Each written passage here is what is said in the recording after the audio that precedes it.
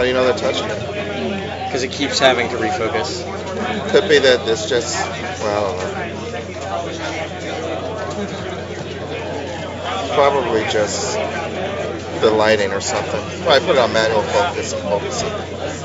We'll do that later. Nikado gets chump blocked by the wolf. Verdant Catacombs is run for Joshua. Josh really hasn't gotten the advantage that he deserves so far. Like, why isn't he? I don't know what he could be doing. Could he be a little more aggressive with those dragons? Is he just dead if he's not? Those dragons are holding. Those dragons need to play defense. Joshua's at 4, so he can't really afford to let guys get through. Magic players, it is time in the round. Magic players, it is time. So time is called. We'll be going to the 5-turn extension here. Joshua Bloodbraid also. It's pretty good. He should be able to get pretty aggressive now. Definitely attack with Blood Dragon this turn. Bloodbraid into Lightning Bolt.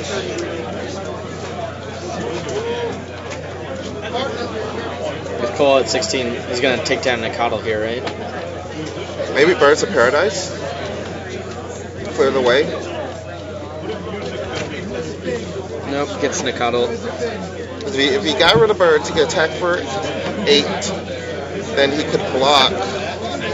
2 of the guys go to 1 and attack for 8 again. So maybe he should have gotten rid of the Birds of Paradise. Well, Cole can just fetch out a manland on his turn, right? So he has 4 guys. Well, I mean, we still have we have 3 blockers, right? We have 3 blockers, and we can get rid of. Well, we can't get rid of anything, but we still have 3 blockers. I mean, you can always get rid of Birds of Paradise, like with his wolf token. I don't know why he hasn't been doing that the past turns. Right? Like he's been blocking with the wolf tokens and just letting them die. No, he killed the Bloodbraid or he killed the Ranger Reveals, then a Bloodbraid, and then he killed no Bloodbraid. Oh, okay. I think those 3 blockers would have gotten him there. I mean, don't you have to just try? He has 3 attack phases. But like he has turn 0, 2, and 4. Sorry. Yeah, but so turn 1. With Brian, what did he have? He had no cards in hand, right? Or did he have 1? But this is turn 1 of the 5-turn extension.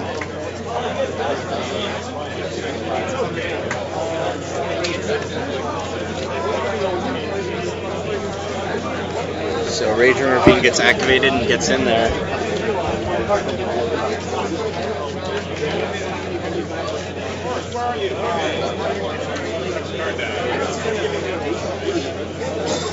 Oh, don't block with your dragon. What are you doing? That'd be really bad if he blocked with his dragon.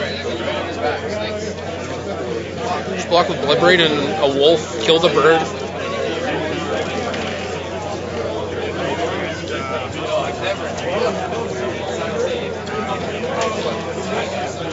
Or you could chump.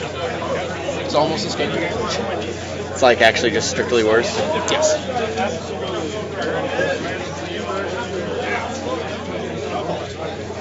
This is turn 2. Turn 2. Yep.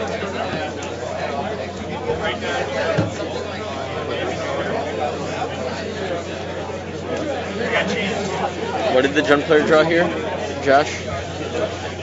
Blood Witch, I think. And now he's getting aggressive. Drops Cole down to 4 life. What? Plays Blood Witch. Where did his planes go? Did he get rid of his planes? Yeah, he had to sack it to get a step. I think he wanted to keep double green or something. Yeah, I don't know. Like, Cole didn't activate Knight there, and draws another land, and that's it. I think he was cold to that Blood Witch, so it didn't actually matter. He kind of resigned at that point. Cole picks up his first loss here, and Joshua heads out of this round 5-0.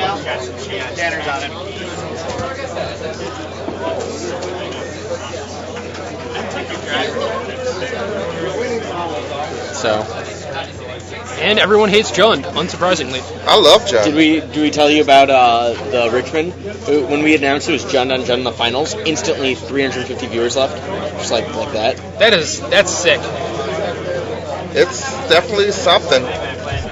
Hey guys, Ben SW here with Rashad Miller and Jerry Thompson. Hey, that's a nice hat. I've seen that hat before. We've talked about this. Did we? Yeah. We have to talk about it every round as if we hadn't talked about it the previous round. So like ESPN does the tape every hour you just watch the same thing on ESPN in the morning? Except we don't get to tape it. I don't watch ESPN. I don't like sports. But ESPN's pretty good, even if you don't like sports. Disagree. You obviously have never watched ESPN. So what were you going to say about Kyle and his finals? He was playing Jun in the finals of the Pro Tour. Right. It was Game 5. Yeah. His opponent had 6 1-1 tokens, his 3 1-1 tokens, and Kyle's hand was basically the nuts. He had 5 lands in play: Garruk, Broodmate Dragon, I want to say a Lightning Bolt, and then a Savage Lands. And on his turn, he played Garruk, made a 3/3, played a Savage Lands, and passed with Broodmate and Bolt in his hand. And his opponent top decked Lightning. And a lot of people are just like, oh man, so lucky that guy ripped Lightning or whatever. But I think Kyle could have played it differently, because like if he plays Broodmate Dragon, his opponent is basically on 0 outs. You know, not 0 outs, but like he's drawing very, very slim. The front, Whereas Kyle don't use gave that him more front, the outs. actual front part of Gave him it. Lightning Yeah, drawing. that move. I think it was actually not Little bit Lightning more. Bolt, but 2 Broodmates. Okay. I remember. Oh, that's even worse, because then it takes away like that guy Slide having a it. Broodmate to like just trade. That way. I mean, if he top decks the A Lightning little bit Bolt, more. then he'll only have 1 Okay, Broodmate. that's good. Thank you. Like if he Right, doesn't but play the you're- center, that's That's fine though, because you know he has to draw So look at- Lightning and Broodmate to look win, at as what you opposed to did. just like drawing Lightning and killing you. What But round yeah, is I think this? if he did it that way, like he could just play Garruk, untap 2 lands, and then pass. Okay, so And then we have his round. opponent, if he wants to attack Garruk, like he can just block 3 of them, take 3.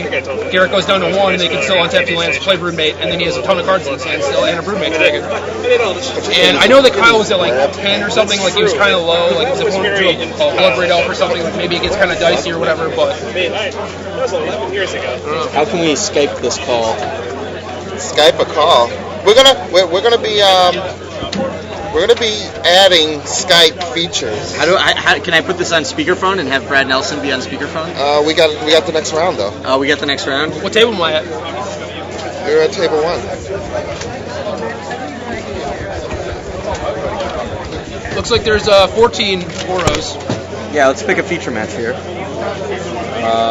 So now there's 7 probably. Let's go with table 1. Yeah, table 1, you versus Julian Brewer.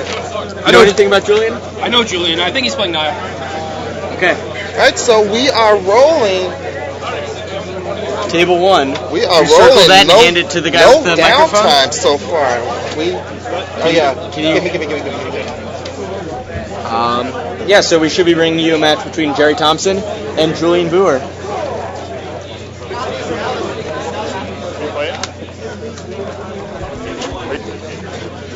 You know what's awesome so far? What's awesome? Like all these matches have gone to time, and like we don't have to say too much. Luckily, is that a good thing? Is that a bad thing?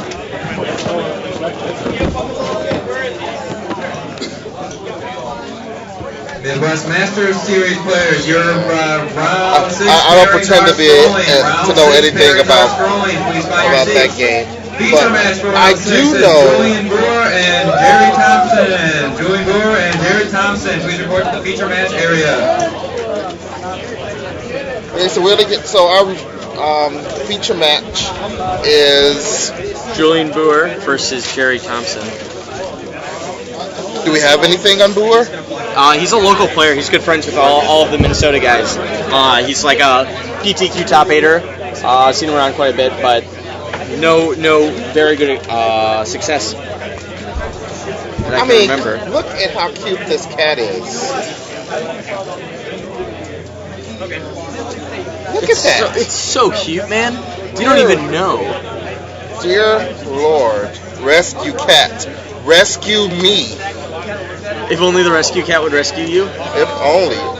Okay, so, yeah. So, Jerry Thompson.